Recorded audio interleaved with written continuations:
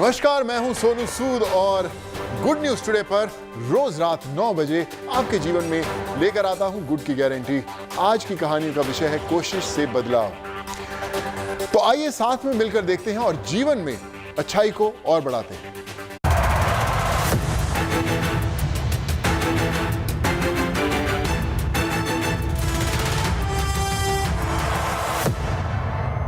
आज मैं आपको एक ऐसी कहानी सुनाऊंगा जो पिछले कुछ सप्ताह पहले मेरे साथ घटी। मैं अपना पूरा दिन जो ख़त्म करके जब मैं घर पे आया तो मेरे वॉचमैन ने बताया कि एक लड़की नीचे खड़ी है जो चल नहीं सकती, खड़ी नहीं हो सकती, और वो पूरा दिन वहाँ खड़ी हुई थी। और उस दिन मैं गुड न्यूज़ टुडे की ही शूटिंग करके लौटा था।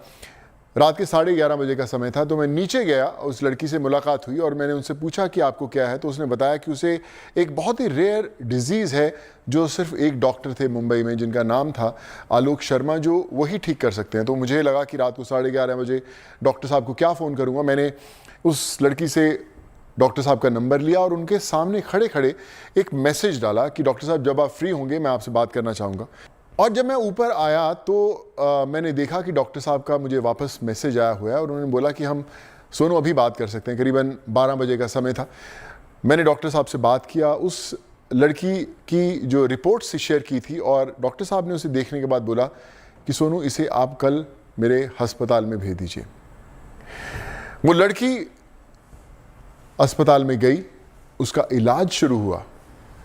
मैं उन डॉक्टर को हमेशा बोलता हूँ कि डॉक्टर आप एक जादूगर हैं कि किस तरह आप ठीक करते हैं। और उस लड़की का काफ़ी सप्ताह इलाज चलना शुरू हुआ और वो अब ठीक होने की कगार पर है, पहला स्टेप ले चुके हैं। कमाल की बात ये है जो मैं हमेशा गुड न्यूज़ टुडे के दर्शकों को शेयर करता हूँ कि जब आप कमाल का काम करना चाहते हैं तो समय की कोई सीमा नहीं होती। जिस तरह से आप काम करना चाहते हैं उसका कोई ग्राफ नहीं होता। आप बस काम करना चाहते हैं और आप देखते हैं कि कैसे लोग जुड़ते हैं। डॉक्टर आलोक से मैं कभी आज तक नहीं मिला, आज भी नहीं मिला, लेकिन कैसे मदद के लिए उन्होंने हाथ बढ़ाया और आज हम उनके साथ कई सर्जरीज कर रहे हैं। डॉक्टर आलोक ने उस लड़की की ज़िंदगी बदली। चलिए देखते हैं उनकी कहानी।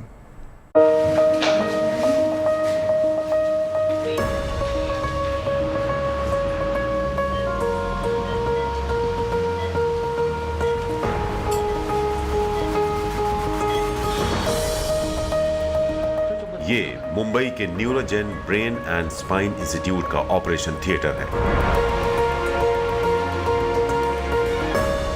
ऑपरेशन थिएटर की ये तस्वीरें आपको विचलित कर सकती हैं। डॉक्टर्स की टीम यहां एक जिंदगी को बचाने में जुटी है। रात को 11 बजे आप अपने घर से नीचे आके एक जो रोजलिन की आपने मदद करी, रात को 12 बजे मेरे से फोन पे बात करी, ये सब करते नहीं। ये एक लड़की थी जो अकेली थी, आई हुई थी हैदराबाद से, और आपने रात को उसको वहां छोड़ा नहीं, आपने उसकी मदद करी, हमारे पास रेफर किया। तो आपका और आपके फाउंडेशन का बहुत ही अच्छा काम हो रहा है। हमने तो आज तक सिर्फ सुना था आपने जो काम किया है, पर ये पहली बार हमने एक्चुअली देखा कि आप किस तरह इंडिविजुअल पेशेंट जिनका कोई नहीं है, इनका कोई नहीं है, और आप उनकी आउट ऑफ द वे जाके थ्रू योर फाउंडेशन मदद करते हैं। टीवी स्क्रीन पर जो अपने पैरों से चलने की कोशिश कर रही हैं, इनका नाम है रोजेलिन। कुछ देर पहले आप इन्हें ही ऑपरेशन टेबल पर हरे कपड़ों के नीचे देख रहे थे। मेरा नाम रोजलिन है। मैं हैदराबाद से सोनू सूद सर को मिलने के लिए आई थी मेरे ट्रीटमेंट के लिए। मैंने उनके घर के सामने पूरा दिन वेट किया मेरे ट्रीटमेंट के लिए, और मैंने फाइनली मुझे रात को उनसे मिलने का चांस मिला। और मैं उनसे मिलने के बाद में सर ने मुझे रात को 12 बजे डॉक्टर आलोक शर्मा उनसे बात करके मुझे वहाँ पे ट्रीटमेंट के लिए भेजा। अब मैं सोनू सर के वजह से मेरा ट्रीटमेंट हो पाया है। चलने की ताकत और उम्मीद खो देने के बाद, हर जगह से निराश होने के बाद, जब वर्षों से शांत शरीर हिलने लगे तो इसे आम आदमी चमत्कार कहता है और डॉक्टर इसे अनुभव और रिसर्च का नतीजा कहते हैं।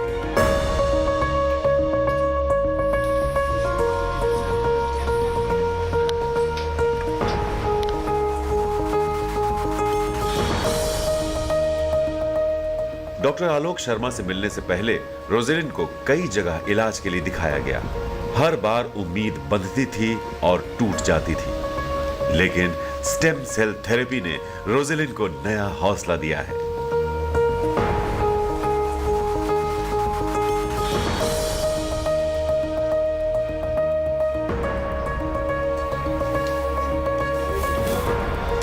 स्टेम सेल ट्रीटमेंट के बाद में मुझे बहुत एनर्जेटिक फील हो रहा है। मैं आगे भी बहुत इम्प्रूव होगा मेरा कंडीशन, ये उम्मीद करती हूँ। किसी भी तरह से होप नहीं लूज़ करना चाहिए, क्योंकि हर चीज़ का सल्यूशन होता है, जैसे मुझे यहाँ पे आके सल्यूशन मिला। आप सोच रहे होंगे कि आखिर ये स्टेम सेल थेरेपी होती क्या है। सबसे पहले आपको बताते हैं स्टेम सेल के बारे में। आसान शब्दों में कहें तो स्टेम सेल इंसान के शरीर को बनाने का कच्चा माल है। इसमें इंसान की कमजोरी और ताकत सब मौजूद होती है, इसीलिए स्टेम सेल का इस्तेमाल इलाज के लिए किया जाता है। इसे ही स्टेम सेल थेरेपी कहते हैं। थेरेपी के लिए डॉक्टर मरीज की रीढ़ से बोन मैरो निकालते हैं। इससे स्टेम सेल अलग की जाती है, फिर उसे मरीज के शरीर में डाला जाता है। तो रोजलिन का इलाज हो गया है, हमने उसके ऊपर स्टेम सेल थेरेपी करी है। और स्टेम सेल में हम क्या करते हैं कि जो पेशेंट की जो बोन है, पेल्विक बोन, वहाँ से हम बोन मैरो निकालते हैं। उस बोन मैरो में से स्टेम सेल अलग करके हम रोजलिन की स्पाइनल फ्लूइड में और उसके जितने कमजोर मसल्स हैं उसमें इंजेक्ट कर देते हैं। ये एक बड़ा सिंपल ट्रीटमेंट है, इसमें सिर्फ इंजेक्शंस लगते हैं, कोई ऑपरेशन, काटा पीटी, ऐसे चीरे टाके कुछ नहीं होते। ये 100% सेफ ट्रीटमेंट है जिसमें कोई रिस्क नहीं। और रोजलिन ने बहुत ही अच्छा रिस्पांस दिया है। She is already feeling more energetic. उनके हाथ पैर में थोड़ी ताकत इंप्रूव हो गई है। वो खुद कह रहे हैं कि उनके बैठने में, खड़े होने में, चलने में ऑलरेडी ट्रीटमेंट के बाद इम्प्रूवमेंट्स आ गए हैं। पर पूरे इम्प्रूवमेंट्स आने में 3 से 6 महीने लगते हैं। और धीरे धीरे करके रोजलिन को एक्सरसाइज करनी पड़ेगी, थेरेपी करनी पड़ेगी, और स्लोली वो अपने आप में इंडिपेंडेंट हो जाएगी। हमारे इन बीमारियों के पेशेंट हैं, हमारा एक सिंपल एम है कि किसी भी तरह वो इंडिपेंडेंट हो जाएं, किसी के ऊपर डिपेंड नहीं हो। तो हमारे स्टेम सेल थेरेपी और रिहैबिलिटेशन प्रोग्राम से हम इनको इंडिपेंडेंट कर देते हैं। उम्मीद है कि रोजेलिन हर गुजरते दिन के साथ अपनी पहले जैसी जिंदगी जी पाएंगी। उनकी इच्छा शक्ति और डॉक्टर आलोक शर्मा का इलाज मिलकर एक ऐसी दिशा में बढ़ रहे हैं जिसमें इस बीमारी से पीड़ित लोगों के लिए जीवन का सूर्योदय इंतजार कर रहा है। मुंबई से पूर्वा चिटनिस के साथ bureau report, good news today. शायद यही वजह है कि हम सब डॉक्टर्स को धरती का भगवान कहते हैं। आलोक शर्मा जी मेरे साथ हैं, उनसे बात करते हैं। Doctor Sharma, good news today पर आपका स्वागत है। सबसे पहले तो बहुत बहुत धन्यवाद कि आधी रात को आपने मेरा फोन लिया, मुझसे बात की, और आज इस मंच पर गुड न्यूज टुडे पर आपका बहुत बहुत स्वागत है। नमस्कार। डॉक्टर शर्मा, मुझे याद है कि रोजलिन जब अपने परिवार के साथ मुझसे मिलने आई थी तो उसी रात करीबन 12:30 बजे आपसे बात हुई और आप फौरन इलाज के लिए तैयार हो गए। डॉक्टर साहब, इतनी लगन कैसे आती है आप में? Thank you very much Sonu ji for your kind words. पर हमारे लिए ये जो काम है, this is a mission, this is our passion, because ऐसे हमारे देश में 2,90,00,000 दिव्यांग हमारे भाई बहन हैं, बच्चे हैं, जिनके लिए अब तक कोई इलाज नहीं है, सिर्फ रिहैबिलिटेशन कर सकते हैं। पर हमारी इंस्टीट्यूट में हम एक मॉडर्न टेक्नोलॉजी, जिसको हम स्टेम सेल थेरेपी कहते हैं, हम इसको रिहैबिलिटेशन के साथ कंबाइन करके हमने अब तक 10,000 से ज़्यादा हमारे दिव्यांग भाई बहनों की मदद करी है। जो रोजलिन जैसे पेशेंट्स, जो मस्कुलर डिस्ट्रोफी पेशेंट्स होते हैं, जिनके हाथ पैर कमज़ोर हो जाते हैं, जो कि चल नहीं पाते, व्हीलचेयर पे आ जाते हैं, हमने उनकी बीमारी को ठीक करके उनको रिवर्स किया है कि वो एक इंडिपेंडेंट ज़िंदगी जी सके। तो आप जो एनर्जी की बात करते हैं वो आते हैं बिकॉज हमारे लिए काम नहीं है, ये हमारी एक ज़िंदगी का मकसद है सिर्फ मेरा नहीं, हमारी पूरी टीम का। तो इस वजह से हम दिन रात काम करते हैं, क्योंकि ये जो पेशेंट्स हैं इनके लिए और कोई दूसरा मेडिकल होप नहीं है। इसलिए जो हमारा काम है वो बहुत इम्पोर्टेंट हो जाता है। डॉक्टर साहब, आपके पास तो दुनिया भर से मरीज आते हैं और जब वो ठीक होकर जाते हैं तो क्या कहते हैं? हमें तो बहुत अच्छा लगता है, क्योंकि ये हमारी जिंदगी का मकसद है। पर यस, आप सही कह रहे हैं, हमारे यहाँ दुनिया भर से पेशेंट आते हैं। हमने आज तक 70 डिफरेंट कंट्रीज, 70 देशों से हमने पेशेंट्स का इलाज किया है, जो सारे 6 कॉन्टिनेंट्स हैं, अमेरिका से, North America, South America, Europe, Africa, Asia, Australia, हर जगह से पेशेंट्स हमारे पास आते हैं। और वो यहाँ इसलिए आते हैं क्योंकि जो हमारे रिजल्ट्स हैं वो वर्ल्ड के बेस्ट है। हमने ये दिखाया है कि ऑटिज्म रिवर्स हो सकता है। हमने आउट ऑफ आवर 10,000 पेशेंट जब हमने इलाज किया है, उसमें से 3,500 ऑटिज्म के पेशेंट्स हैं। और ये जो पेशेंट्स हैं, जो बच्चे जो पहले बोल नहीं पाते, स्टेम सेल थेरेपी के बाद बोलने लग जाते हैं। ये जो बच्चे हाइपर एक्टिव, अग्रेसिव होते हैं, उनके ये aggressiveness, hyper activity completely disappear हो जाती है। वो जो बच्चे जो पढ़ लिख नहीं पाते, अभी नॉर्मल स्कूल्स में जाने लग गए हैं। तो और apart from the clinical improvement, हम इनके ब्रेन स्कैन्स करते हैं पहले और बाद में, और हमने देखा है कि जो ब्रेन डैमेज होता है, जो हमको स्टेम सेल थेरेपी के पहले ब्रेन स्कैन में दिखता है, स्टेम सेल के बाद ये पूरा का पूरा डैमेज क्लियर हो जाता है। तो इसलिए दुनिया भर से ऑटिज्म और इस तरह की बीमारियों के पेशेंट हमारे पास आते हैं। डॉक्टर साहब, आप समाज और सरकार से किस तरह का सहयोग चाहते हैं? आप क्या चाहते हैं कि क्या संदेश जाए गुड न्यूज़ टुडे के इस प्लेटफॉर्म के जरिए कि आपको किस तरह से और मदद पहुंच पाए? ये बहुत इंपॉर्टेंट सवाल है Sonu ji, because it is very important कि एट अ गवर्नमेंट लेवल जो कई ब्यूरोक्रेटिक रिस्ट्रिक्शंस हैं, बड़ी डिफिकल्टीज हैं इस काम करने में। कई लोग ये काम करना चाहते हैं, but because of the current guidelines which are very restrictive, वो काम कर नहीं पाते। पर जो लोअर लेवल जो ब्यूरोक्रेसी है, जो कई रेगुलेटर्स हैं वेरियस रिसर्च ऑर्गेनाइजेशंस के, वो इस ट्रीटमेंट को फ्रीली अवेलेबल होने नहीं देते। तो सबसे पहले हमको डॉक्टर्स को फ्री करना है कि वो ये काम इजीली कर पाए। ओके, ये यदि हो गया, क्योंकि 2,90,00,000 दिव्यांग हमारे भाई बहन हैं। ओके, जब तक ये ट्रीटमेंट, अभी आज की तारीख में हम ये बॉम्बे में कर रहे हैं, पूरी इंडिया से पेशेंट हमारे पास आते हैं, पूरी वर्ल्ड से पेशेंट हमारे पास आते हैं। हम चाहते हैं कि ये हर शहर में, हर बड़े शहर में, छोटे शहर में हो, कि हमारे दिव्यांग भाई बहनों को इतनी दूर आना नहीं पड़े, उनको ट्रीटमेंट अपने शहर में ही मिल जाए। ये हम चाहते हैं। I am very grateful to good news, because हमारे देश में न्यूज़ हमेशा नेगेटिव ही न्यूज़ आती रहती है, और थ्रू दिस प्रोग्राम जो देश में जो अच्छा हो रहा है वो लोगों को देखने का एक मौका मिलता है। So my grateful thanks to you Sonu ji, your foundation, Sood foundation, as well as good news. Thank you so much.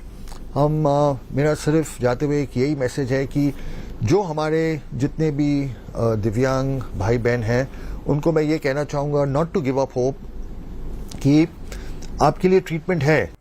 Doctor साहब, आपका बहुत बहुत धन्यवाद कि आपने ना सिर्फ रोजलिन बल्कि सूद फाउंडेशन से जुड़े एक और छोटे से बच्चे महफूज, जिससे न्यूरो मस्कुलर प्रॉब्लम थी, उसका भी इलाज किया और उसे एक नई जिंदगी दी, एक नया मोड़ उसको जिंदगी का मिला है। आपका बहुत बहुत धन्यवाद। मैं तहे दिल से चाहता हूं कि आप जैसे लोग और हों इस धरती पर, जिंदगियां बदल सकें, क्योंकि आप लोग भगवान से कम नहीं हैं। और जल्दी ही मुलाकात होगी आपके हॉस्पिटल में। डॉक्टर, ध्यान रखें।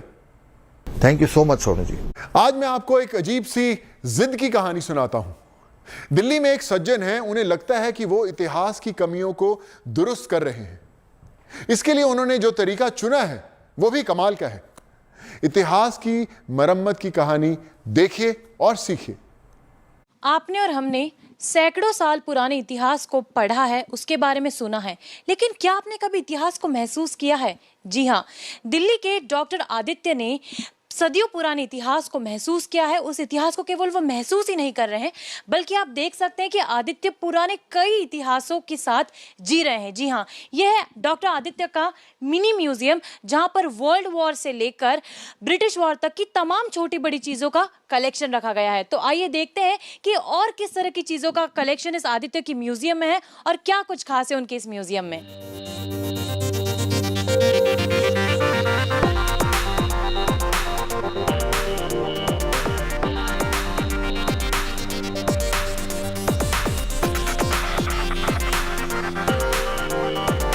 Anything which is old is what I collect.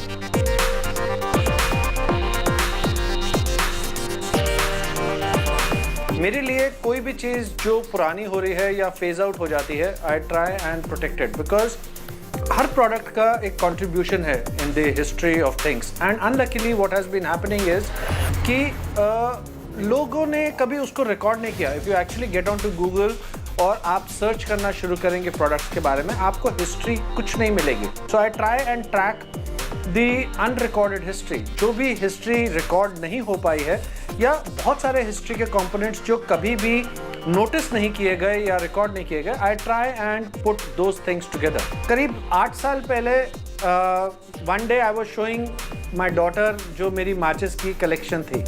So she started कि आपने क्यों कलेक्ट करना बंद कर दिया, आपको करते रहना चाहिए था, because it was so interesting. तो आई सेड ओके, दोबारा करते हैं।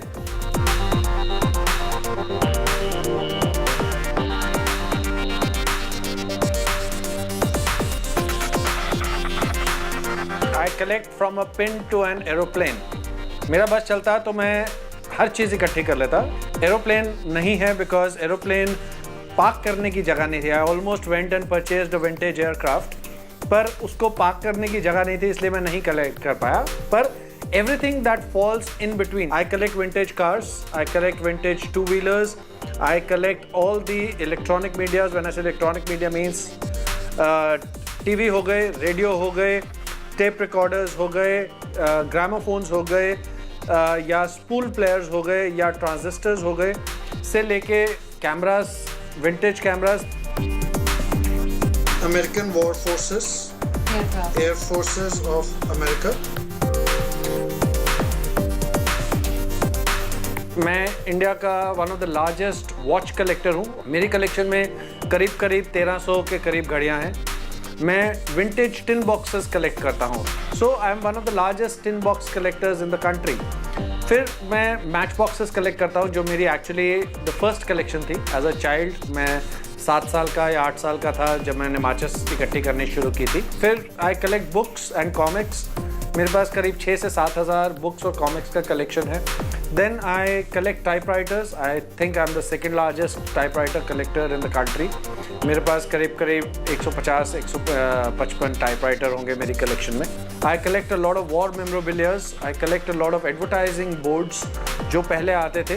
I collect a lot of art pieces. मेरे पास सेकेंड वर्ल्ड वॉर के कैमराज हैं। मेरे पास सेकेंड वर्ल्ड वॉर का प्रोजेक्टर्स हैं। मेरी जो ओल्डेस्ट कलेक्शन है वो फॉसिल्स की है या प्री हिस्टोरिक टूल्स की है। जब हम इंसान केव्स में रहता था और टूल्स बनाता था, उन टूल्स की है, या फॉसिल्स हैं जो लाखों साल पहले के फॉसिल्स बने हुए हैं। So I collect everything. मतलब शायद ही कोई ऐसी कैटेगरी होगी जो मैं कलेक्ट नहीं करता। जो हम हिस्ट्री में पढ़ते हुए आते हैं, सैडली वो सिर्फ 10% है। किताबों में जो लिखा हुआ है वो 10% भी नहीं है, और वो 10% भी जो लिखा हुआ है वो 10% भी मैनिपुलेटेड है। क्यों? क्योंकि वो उसके बारे में आपको और कोई इन्फॉर्मेशन नहीं देता है। सिचुएशन है कि आई एम एक्चुअली ओवरफ्लोइंग कि मैं कहाँ स्टोर करता हूँ। ऑलरेडी मेरे पास स्पेस क्रंच है बहुत मेजर कि कहाँ पे सामान रखना है। इनिशियली तो people used to tell me तो कबाड़ी वाला बनता जा रहा है। A lot of people used to tell me कि कर क्या रहा है। Even the family, everybody was like कि मतलब क्यों, कहाँ, why are you doing this. और हमारे लिए हमारे घर में जगह नहीं बची है तेरे इस चक्कर में। And we have had a lot of opinion differences, but it is okay. पिछले कुछ सालों से इसको बहुत ज़्यादा रिकग्निशन मिलना शुरू हो गया बहुत सारे जगहों से, even a lot of international media. और it gives an identity. Not सिर्फ मेरे लिए आइडेंटिटी है, ये एक बहुत बड़ी आइडेंटिटी ये है कि एक ऐसा एफर्ट किया जा रहा है जो अनरिकॉर्डेड हिस्ट्री को प्रिजर्व किया जा रहा है। इवेंचुअली जो एम है या इवेंचुअली जो गोल है वो एक ऐसा म्यूजियम बना देने का एम और गोल है कि एक कॉमन मैन म्यूजियम बन के रह जाए। हर आदमी उससे डायरेक्टली रिलेट करता है, हर आदमी के इमोशंस जुड़े हुए हैं, हर आदमी की कहानियां जुड़ी हुई हैं। So I want to make it a common man's museum कि हर आदमी जिसने पिछली 3 जनरेशन 4 जनरेशन का सामान है कि उसने वो फील करके देखा कि यार जिंदगी ऐसे ऐसे चल के यहाँ तक आई है हमारे लिए।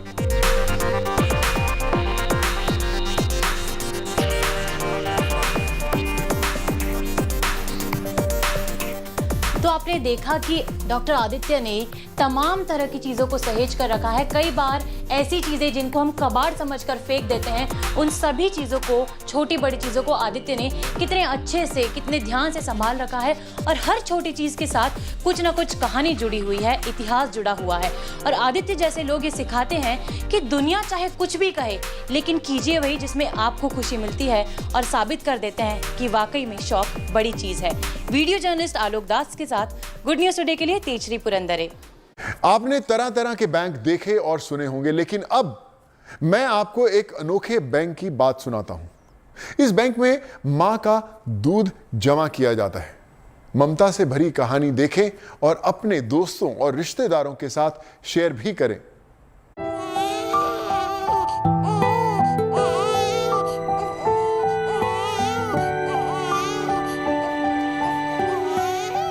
सबसे पहला बॉन्ड ही बच्चे का ब्रेस्ट फीडिंग से होता है। बच्चा जानता है अपनी माँ को सबसे अलग, क्योंकि वहाँ से उसे वो पोषण मिलता है। बिना ब्रेस्ट फीड के बच्चे बहुत ज़्यादा प्रॉब्लम होते हैं, बीमारी पड़ जाते हैं। बाहर के दूध देने में बहुत रोती थी मैं, क्योंकि मेरे बेटे ऐसे क्यों हो गए। मुझे नहीं पता था कि मिल्क बैंकिंग भी हो सकती है, आप मिल्क भी डोनेट कर सकते हो।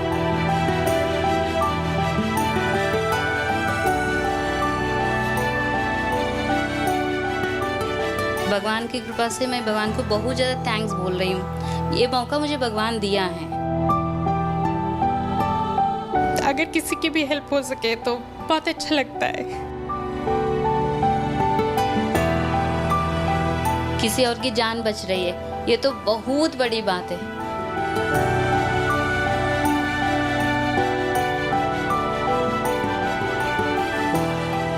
प्रकृति ने माँ और बच्चे के बंधन को मजबूत करने के लिए उन्हें माँ के दूध की डोर से बांधा है। जी हाँ, और माँ का दूध मातृत्व की भावना को परिपूर्ण करता है। माँ का दूध दरअसल बच्चे के लिए, उसकी पूरी जिंदगी के लिए एक अमृत के समान होता है।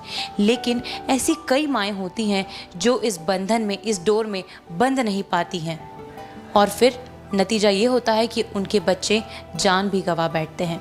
इसी बात को ध्यान में रखते हुए ब्रेस्ट मिल्क फाउंडेशन और फोर्टिस ला फेम ने अमारा मिल्क बैंक की शुरुआत की। जानकर आप भी चौंक जाएंगे कि ये अमारा मिल्क बैंक एक ऐसा मिल्क बैंक है जो ज़रूरतमंद बच्चों को मिल्क प्रोवाइड करवाते हैं, जिनकी माँ उन्हें ब्रेस्ट फीडिंग के ज़रिए दूध नहीं दे सकती, उन्हें मिल्क डोनेट करके मिल्क प्रोवाइड किया जाता है। तो आइए जानते हैं कि किस तरह से ये हमारा मिल्क बैंक अपने आप में खास है और कैसे ये ज़रूरतमंद बच्चों तक माँ का दूध पहुँचाने का काम कर रहे हैं।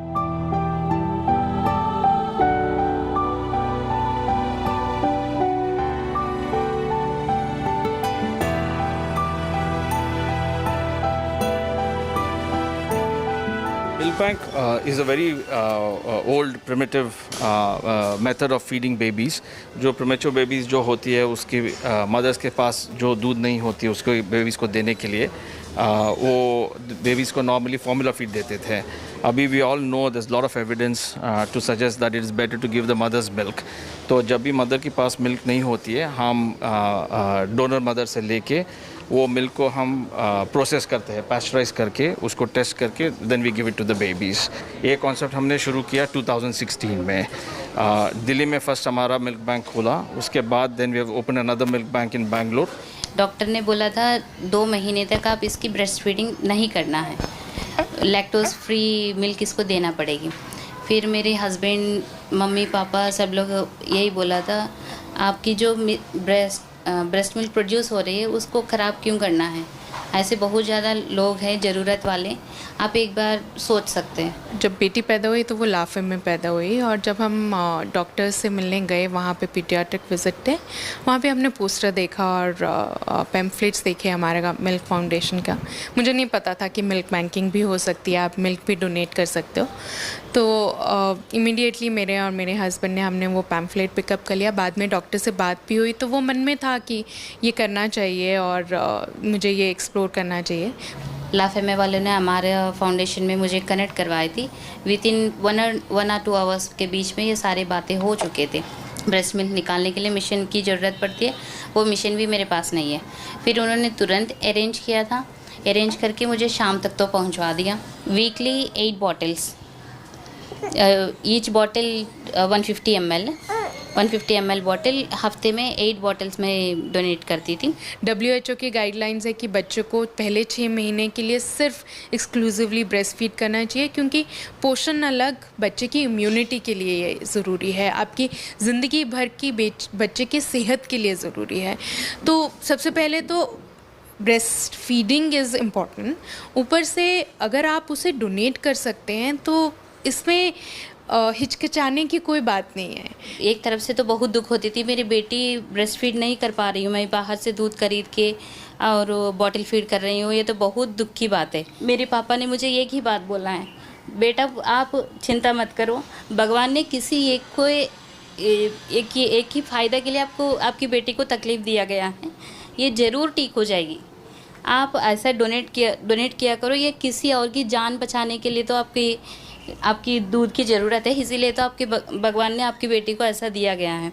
बेबी के नाम पे तोला और ये दान वगैरह किया तो मुझे लगा वो दान तो सब कर सकते हैं, बट ब्रेस्ट मिल्क मदर का ये ऐसी चीज़ है जो सिर्फ फॉर्चुनेट माँ के लिए ही है और कुछ समय के लिए ही है।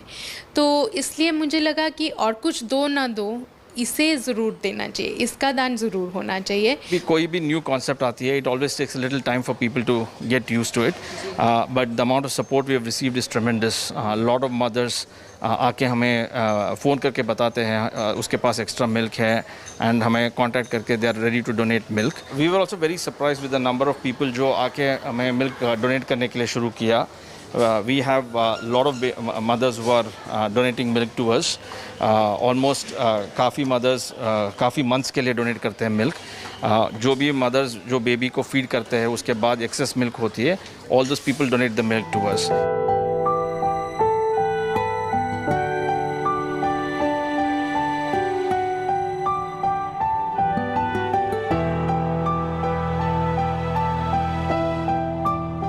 तो ये वही हमारा मिल्क बैंक है जो अब तक कई हज़ारों बच्चों की ज़िंदगी बचा चुका है। आइए आज हम आपको दिखाते हैं कि ये मिल्क बैंक जो है किस तरह से काम करता है और मिल्क का स्टोरेज और प्रोसेसिंग किस तरह से होता है।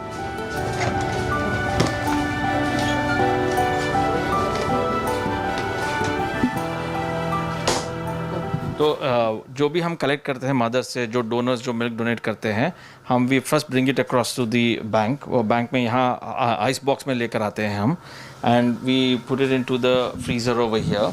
This is the process of collecting the milk. जो भी मिल्क आता है we collect it and put it over here in the freezer. यहाँ -20 डिग्रीज में स्टोरेज हो जाती है। Then we remove the milk, हमें उसको थॉ करते हैं पहले, क्योंकि वो फ्रोज़न होती है, we have to get it back to room temperature. हम उसको थॉ करके we mix it under this hood, which is known as a plasma hood, so that the milk does not get infected. जो machine है, this is the pasteurizer machine. So this is what actually heats the milk up to about 63.5 degree centigrade. जब वो temperature में आ जाता है, जो भी bugs है, जो भी है, वो destroy हो जाती है. But also it maintains the nutrition of the milk. When the milk is then pasteurized and वो जब cool हो जाती है, we take a bit of the sample of the milk and वो हम infection के लिए check करने के लिए भेज देते हैं. And we also have what is known as the milk analyzer. इसमें जो न्यूट्रिशनल कंटेंट है मिल्क का, इसमें इस मशीन में एनालाइज हो जाती है। तो whatever milk is there we then store it in this industrial grade freezer at -20 degree centigrade. तो हमारी फाइनल हर बॉटल वैसे होती है with the nutrition content printed on it, so that when जो भी डॉक्टर वो प्रीमेच्योर बेबी को दूध दे रही है, they know exactly how much nutrition they giving for the baby. काफ़ी हॉस्पिटल्स हमारे साथ मिल्क लेते हैं हमारा ह्यूमन मिल्क बैंक से, तो we need more and more people to come and donate milk. जो भी डोनेशन हमें मिलता है, we process almost about 40-45 litres of milk every month. जो भी हम प्रोसेस करते हैं ऑलमोस्ट इमीडिएटली ख़त्म हो जाती है। जितना मैंने पढ़ा है, आप जितना बच्चे को फीड करते हैं, मिल्क प्रोडक्शन उतनी बढ़ती है। तो अगर एक्सेस मिल्क है तो कुछ और शेयर करने से, स्टोर करने से और डोनेट करने से आई एम श्योर वो मेरे बेबी के लिए और ज़्यादा हो रहा है, कम नहीं होगा। मुझे तो आई थिंक मेरे लिए तो भगवान से कम नहीं है, जिन्होंने कहते हैं ना कि ज़रूरी नहीं है कि मैंने बेबी डिलीवर किया है तो बट मैं उसको खाना तो नहीं दे पा रही थी उस टाइम पे, पर आई am very thankful and blessed कि मुझे ये उन्होंने हेल्प करी। मेरे दिल से सच में उनके लिए बहुत बहुत दुआएं निकलती हैं, उनके बच्चों के लिए बहुत दुआएं निकलती हैं और ये बहुत ही एक नोबल कॉज है, मुझे ऐसा लगता है। और डेफिनेटली सबको इस चीज़ में आगे आना चाहिए और हेल्प करनी चाहिए। अगर मैं भी अपना योगदान कभी दे पाऊँ तो मैं भी ज़रूर दूंगी। तो आपने देखा कि किस तरह से अमारा ह्यूमन मिल्क बैंक ने एक नहीं, दो नहीं, बल्कि हज़ारों बच्चों की जान बचाई और उन ज़रूरतमंद बच्चों तक माँ का दूध पहुँचाने की कोशिश की जो ब्रेस्ट फीडिंग के ज़रिए माँ का दूध नहीं ले पा रहे थे। उम्मीद करते हैं कि आने वाले समय में कई सारी माएँ अपने मातृत्व के भाव को अपने बच्चे तक सीमित ना रखते हुए कई दूसरे बच्चों तक इस तरह से पहुंचाकर उनकी जान बचाते रहेंगे। वीडियो जर्नलिस्ट आलोक दास के साथ गुड न्यूज टुडे के लिए तेजश्री पुरंदरे। अब मैं आपको उन लोगों की कहानी सुनाता हूं जिन्होंने जिंदगी से कह दिया है कि नो टू रिटायरमेंट, यानी कि 60 के बाद भी घर नहीं बैठना है, काम करते रहना है। ऐसे लोगों की मदद के लिए एक कंपनी भी शुरू हुई है। देश की एक बड़ी कंपनी कहती है कि हमारे यहां बुजुर्ग रिटायर नहीं होते, बस उनका रोल बदल जाता है। मकसद यह है कि 60 साल का अनुभव बेकार ना जाए, देश और समाज के काम आए।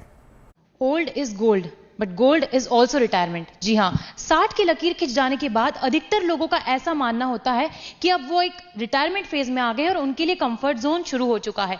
लेकिन आज भी ऐसे कई लोग हैं जिनका ये मानना है कि age is just a number, उम्र सिर्फ एक आंकड़ा है। और इसी बात को ध्यान में रखते हुए हम कम्युनिटीज ने एक स्टार्टअप शुरू किया है जिसमें वो 60 से लेकर 80 तक के लोगों को जॉब से लेकर इंटर्नशिप सभी तरह की अपॉर्चुनिटीज प्रोवाइड करते हैं।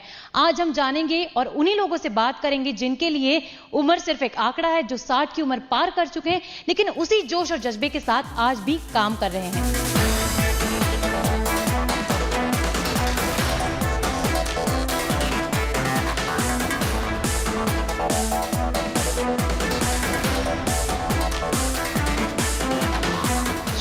आज से 4 साल पहले जब हमने बहुत सारे सीनियर सिटीजन से बात करना शुरू करा, उनके बारे में, उनके रूटीन्स के बारे में जानना शुरू करा कि एक इंसान रिटायरमेंट के बाद किस तरीके से अपने आप को इंगेज करता है या अपने क्या रूटीन बनाता है, हमने एक 1.5 ईयर लॉन्ग सर्वे रन किया जिससे हमारे को जो फाउंडिंग्स पता लगी, उस फाउंडिंग्स के बेसिस पे जो मेन एक क्राइटेरिया था, लोग सेकेंड इनिंग में बीमारी जो एक्चुअली आ रही है वो उनके बोरियत से बोलें या एब्सेंस ऑफ रूटीन की वजह से आती है। एंग्जाइटी और डिप्रेशन दो एक ऐसी बीमारियां मॉडर्न वर्ल्ड में एंटर करी हैं जिसमें सीनियर सिटीजन्स सबसे ज़्यादा इफेक्ट होते हैं, स्पेसिफिकली जब उनके पास वो एक 30 साल से 40 साल से जो रूटीन बना होता है वो सडनली ब्रेक करता है। आप 1 महीना पहले तो कर ही रहे थे ना सारा कुछ, तो 1 महीने में तो आप बुढ़े नहीं हो गए। You know, age is just a number, जैसे सब लोग कहते हैं, age is just a number.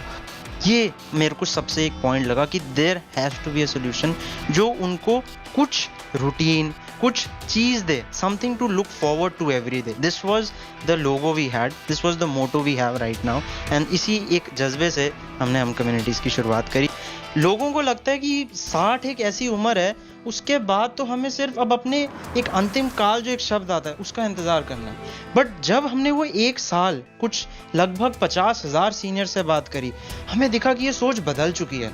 लोग 60 के बाद एक नया जीवन शुरू कर रहे हैं, उनकी एनर्जी, उनका रुतबा इतना ज़्यादा है बट उनको कोई मौका नहीं मिल रहा। हमारा शुरू से कॉन्सेप्ट है कि यहाँ पे कोई रिटायर नहीं होता है, तो हमारे लगभग 4,000 लोग बजाज कैपिटल के साथ जुड़े हुए हैं और अभी करंटली लगभग 1% ऑफ हमारी कंपनी की जो एम्प्लॉय बेस है 35-40 लोग, वो 60 से ऊपर हैं।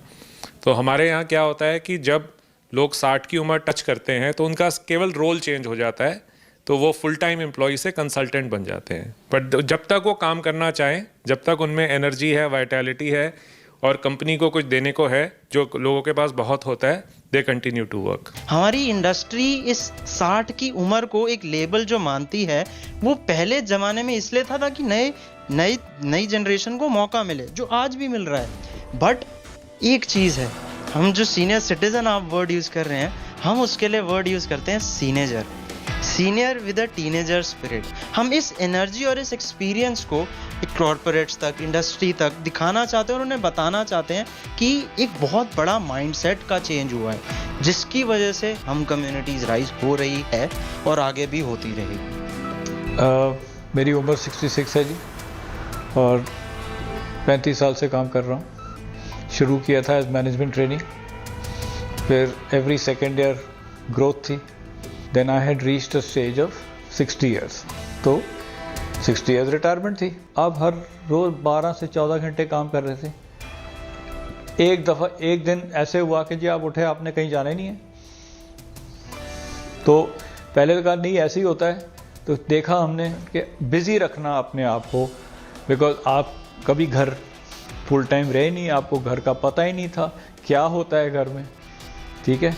तो जब ये सब देखने लगा तो हमने कहा यार ये it's not my cup of T. तो फिर हमने शुरू किया देखना। उसके बाद फिर मैंने कहा नहीं, करना तो ज़रूरी है। तो फिर I got in touch with हम थ्रू रेफरेंस। किसी ने बोला आप लिंक्डइन में जाओ, देखो करेंगे, तो वो करा हमने। उनके साथ फिर 1-2 असाइनमेंट मिले, वो शुरू हुआ। फिर अपने आप अपने असाइनमेंट मिलने लगे।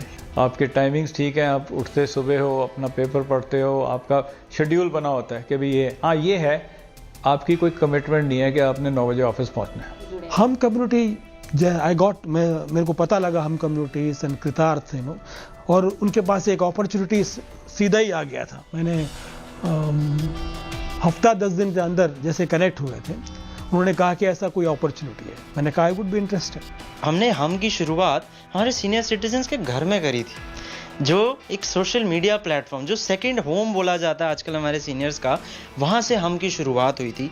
एंड आज भी अगर किसी सीनियर को हमारे से जुड़ना है, हम सिर्फ ये बोलते हैं we are just a WhatsApp group away from you, we are fully online and anyone can become a part of our digital family within just a single click. और बहुत जल्द इस साल के अंतिम दौर की तरफ हमारा एक एक्सक्लूसिव प्लेटफॉर्म मार्केट में आने वाला है, हम communities.com पे, जहाँ पर इंडिया का first senior citizen job portal होगा, जिसके साथ सिर्फ जॉब्स ही नहीं, बहुत सारे खुद कैसे बिजनेस शुरू कर सकते हैं, खुद से कैसे आप घर बैठे कमा सकते हैं, एंटरप्रेन्योरियल अपॉर्चुनिटीज़ पे हम काफ़ी ज़्यादा फोकस करने वाले हैं। देखिए, अभी तक फरवरी इस ईयर बिगनिंग में अभी तक हम 200 लोगों को ये अपॉर्चुनिटी जो है उनको हम कम्युनिटीज़ के थ्रू मिल चुकी है। सीनियर्स को आप छोड़ नहीं सकते हैं। आप ये नहीं बोल सकते हैं कि मेरे सीनियर्स अब 60 पहुंच गए हैं तो ये अब किसी काम के नहीं हैं, उनको इंतज़ार करना है अपने अंतिम दिन का। ऐसा नहीं है।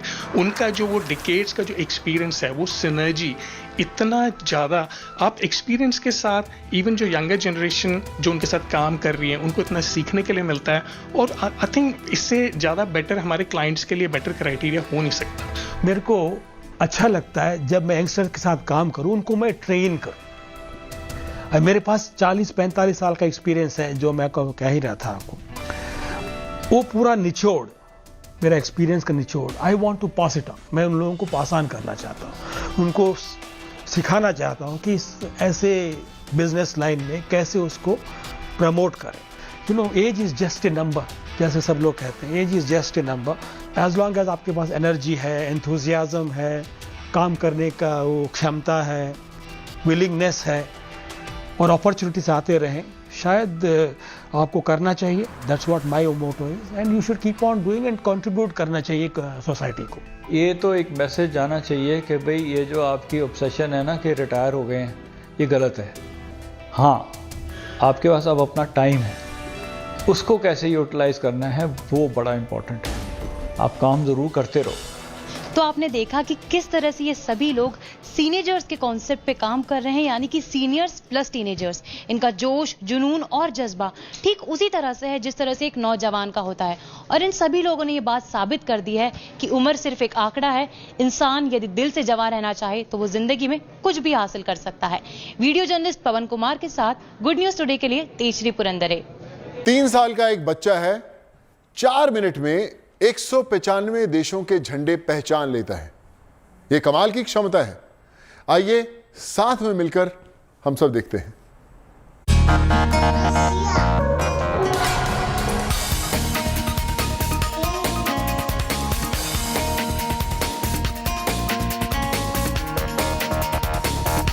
उम्र 3 साल।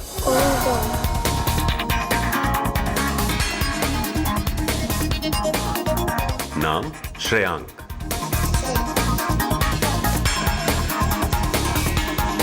टीवी स्क्रीन पर दिख रही स्टॉप वॉच पर गौर कीजिए और शुरू कीजिए गिनना। Afghanistan, Romania, Nigeria, Andorra, Angola, चिकन बाबूदा, Argentina, Armenia, Austria, Australia, Azerbaijan, हमास, हैरी, Bangladesh, Barbados, Belarus, Belgium, Greece, Benin, Iran, Bolivia, India.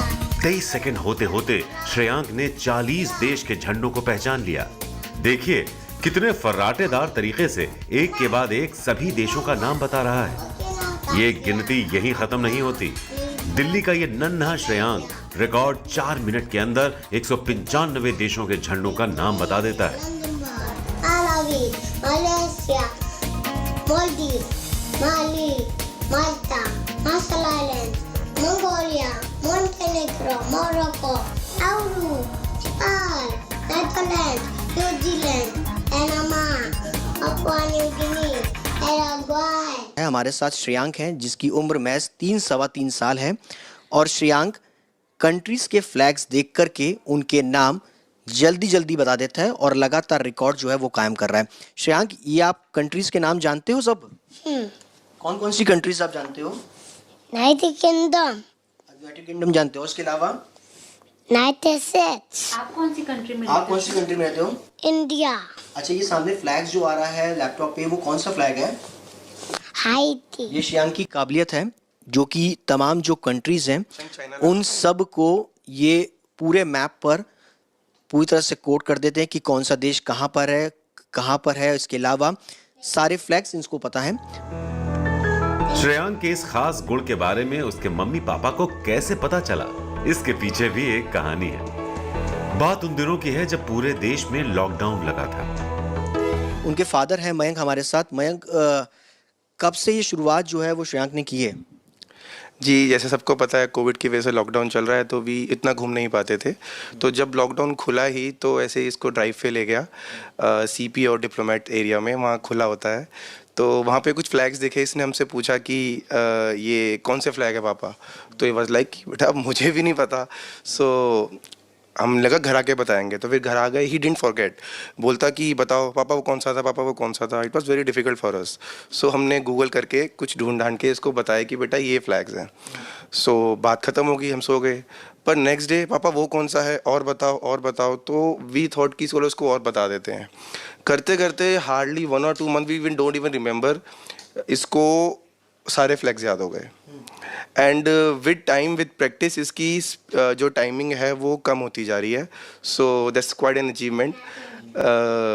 बाकी सारा जो श्रेय है इसको सिखाने का इसकी मदर को जाता है, बिकॉज सब कुछ उसी ने सिखाया है। इंडिया।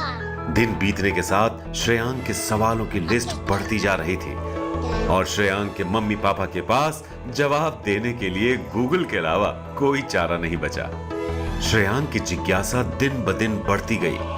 श्रेयांक के पापा मयंक तो हैरान परेशान हो गए, लेकिन श्रेयांक की मां श्रुति श्रेयांक के सवालों का जवाब ढूंढती रही। पजल्स में बहुत इंटरेस्ट है और वर्ल्ड मैप वाली पजल्स, और उसको वो आइडेंटिफाई कर लेता है कौन सी कंट्रीज़ कहाँ पे है, वो लगा देगा, आपको बता देगा, उसके फ्लैग्स भी आइडेंटिफाई करके प्रॉपर जगह पे लगा देता है। Apart from that he is always inquisitive, उसकी लिस्ट रेडी है। तो after flags he was like कि मुझे लैंडमार्क्स करने हैं, सो ही डिड द लैंडमार्क्स। उसको अराउंड द वर्ल्ड बहुत फेमस जो अराउंड 90 लैंडमार्क्स है वो पता है, एंड उसकी लिस्ट रेडी है कि ये तो बहुत कम है, मुझे सारे करने हैं। उसके बाद उसकी लिस्ट रेडी है, मुझे और कैपिटल्स करनी है, मतलब apart from the countries flags, अब मुझे उनकी कैपिटल्स भी बताओ। तो सर मतलब यस, उसकी इंक्विजिटिवनेस इतनी ज़्यादा है, वो उसकी रेडी है लिस्ट के, अब इसके बाद मैं ये करूँगा।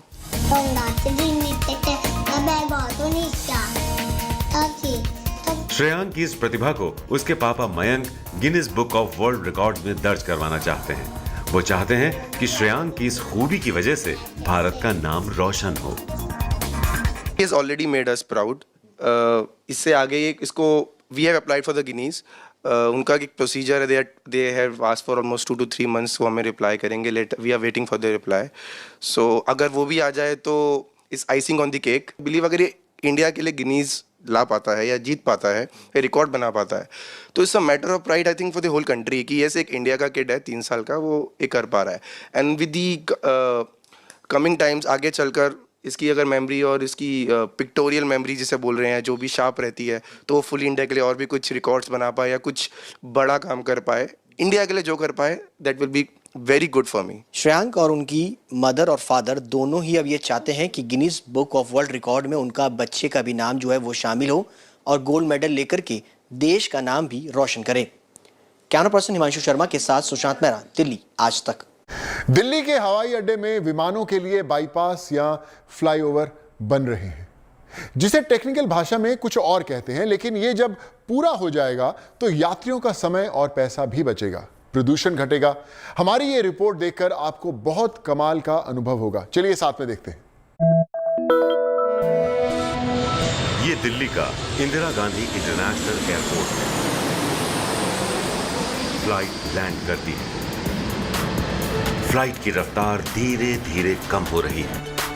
रनवे से सरकती हुई अब ये फ्लाइट एयरपोर्ट के उस हिस्से की तरफ बढ़ रही है जहां पैसेंजर फ्लाइट से उतरेंगे। विमान के रनवे से पार्किंग एरिया तक जाने को अंग्रेजी में टैक्सिंग कहते हैं। इसमें 3 काम होते हैं। फ्लाइट के टेक ऑफ से लेकर उसकी लैंडिंग और फिर टैक्सिंग होने तक काफी तेल खर्च होता है। यात्रियों को समय लगता है। रनवे से टैक्सीवे और फिर टैक्सीवे से रनवे तक जाने में एक फ्लाइट को औसतन 9 किलोमीटर की दूरी तय करनी पड़ती है और औसतन 350 लीटर ईंधन की खपत होती है। विमान से बाहर निकलने में यात्रियों को लैंडिंग के बाद औसतन 10 से 15 मिनट का वक्त ज्यादा लगता है। सोचिए, अगर रनवे से पार्किंग की दूरी घटा दी जाए तो किराया सस्ता होगा, यात्रियों का वक्त बचेगा और तेल से होने वाला प्रदूषण भी घटेगा। दिल्ली इंटरनेशनल एयरपोर्ट में यही ट्रिपल प्रोटेक्शन देने की कोशिश चल रही है, जिसकी तस्वीरें आपके सामने हैं।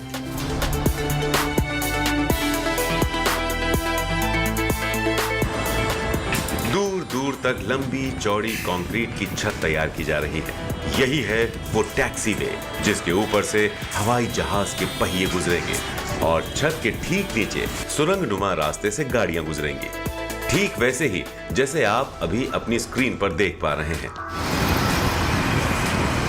दिल्ली एयरपोर्ट के आसपास का ये इलाका चारों तरफ सड़कों का जाल फैला है। दोहरे एलिवेटेड ईस्टर्न क्रॉस टैक्सीवे को बनाने के लिए एयरपोर्ट एरिया को और बढ़ाया जा रहा है, जिसकी लंबाई करीब 2 किलोमीटर है।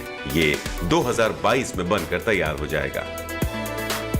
दिल्ली एयरपोर्ट पर टेकिंग ऑफ और लैंडिंग के वक्त आपको काफी इंतजार करना पड़ता था, लेकिन अब ये जो इंतजार है वो खत्म होने वाला है, क्योंकि देश का पहला डुअल एलिवेटेड टैक्सी हाईवे जो है वो बनकर तैयार हो रहा है।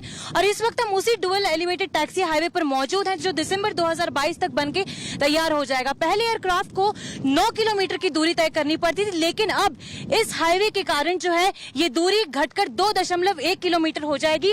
और इसकी खास बात यह होगी कि साल में 55,000 टन का जो CO2 एमिशन होता है वो भी बचेगा।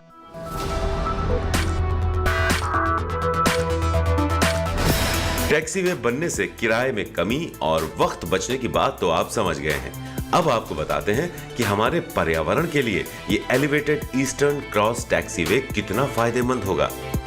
जब फ्लाइट्स टेक ऑफ करती हैं तब सबसे ज्यादा कार्बन निकलता है। आंकड़े बताते हैं कि फ्लाइट्स के टेक ऑफ में सालाना लगभग 55,000 टन कार्बन पर्यावरण में घुलता है। एक फ्लाइट के टेक ऑफ में औसतन एक बार में 1114 किलोग्राम कार्बन डाइऑक्साइड निकलती है। पर्यावरण के संरक्षण को लेकर दिल्ली एयरपोर्ट प्रशासन का लक्ष्य है कि वो साल 2030 तक दिल्ली के इस एयरपोर्ट को नेट जीरो कार्बन की स्थिति तक पहुंचाएगा। टैक्सीवे का इस्तेमाल फ्लाइट की लैंडिंग और पार्किंग का अंतर खत्म करेगा, तो साथ ही कार्बन का प्रदूषण भी कम होगा। हम लोग दिल्ली एयरपोर्ट में पर्यावरण के लिए बहुत कुछ काम कर रहे हैं। आपको मालूम होना चाहिए Delhi airport environment friendly airport है। हम लोग ACDM airport collaborative decision making ये टूल बना के हम लोग इम्प्लीमेंट कर रहे हैं पिछले 5 साल से। इसके वजह से हम लोग का वो एयर साइड अच्छी तरह मैनेज कर सकता है, उसका एमिशन कम हो गया। New dual eastern cross taxiway हम लोग जो कुछ बना रहे वो पहली बार कंट्री में बना रहे हैं। इसके हिसाब से वो ऑपरेशन होने के बाद पूरा 1 साल में 55,000 टन्स एनुअली हम लोग का कार्बन एमिशन कम हो जाएगा। इस एलिवेटेड ईस्टर्न क्रॉस टैक्सीवे बनने से पैसेंजर्स को लैंडिंग के बाद कम समय विमान के भीतर गुजारना होगा। साथ ही फ्लाइट्स के सर्कुलेशन पाथ में सुधार करने में भी मदद मिलेगी। सिंगापुर समेत कई और भी ऐसे देश हैं जहां एलिवेटेड ईस्टर्न क्रॉस टैक्सीवे का मॉड्यूल बहुत सफल रहा है। टैक्सीवे वो पैसेंजर की भी अच्छा एक्सपीरियंस बना जाता है। कैसे? वो ट्रैवलिंग टाइम, वो जाने का टाइम है एयरप्लेन से रनवे से एयरप्लेन, उसका जर्नी टाइम, ट्रैवल टाइम वो कम हो जाता है। इससे वो तब बच जाता है टाइम। हम लोग ये एक्सपेंशन जो कुछ कर रहे हैं अंडर फेज 3 है, ये टैक्सी उसके हिसाब से कर रहा है। हम लोग ये कर सकते हैं, बोल सकते हैं कॉन्फिडेंटली, ये पूरा एक्सपेंशन होने के बाद आपका Delhi airport air side 140 million passenger तक हैंडल कर सकता है।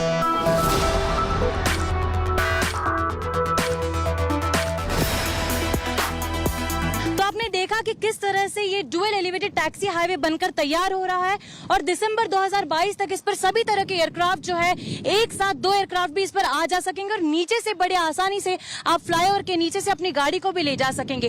खास बात यह है कि साल 2030 तक दिल्ली एयरपोर्ट इस बात की तैयारी कर रहा है कि दिल्ली एयरपोर्ट जो है वो पूरी तरह से जीरो कार्बन जोन बन जाए। तो देखना यह होगा कि किस तरह से ये सभी प्रोजेक्ट्स को एक एनवायरमेंट फ्रेंडली की ओर आगे ले जाते हैं। वीडियो जर्नलिस्ट कृपाल सिंह के साथ गुड न्यूज टुडे के लिए तेजरी पुरंदरे। इन सभी कहानियों का सिर्फ एक ही मैसेज है कि जिद के आगे जीत है, हारना नहीं है, आगे बढ़ना है, हमेशा पॉजिटिव रहना है। आपके पास भी अगर कोई ऐसी कहानी है तो स्क्रीन पर लिखे ईमेल एड्रेस पर हमें भेज दें। आज के लिए सिर्फ इतना ही, फिर मुलाकात होगी। जय हिंद, टेक केयर, थैंक यू।